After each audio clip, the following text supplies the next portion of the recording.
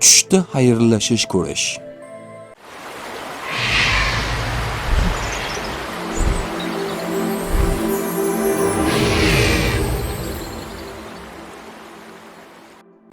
Tushda xayrlashish, amaldan tushish, ajrashish, bemorning vafoti, boshqa mamlakatga ko'chishga ishoradir.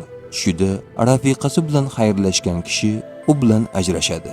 Bemorning xayrlashuvi o'lim deb ta'bir qilinadi. Tush ta'biri bashorat emas, barcha narsani bilguvchi yagona zot Allohdir. Ko'rgan tushlaringiz ta'birini bilmoqchimisiz? Unda kanalimizga obuna bo'ling.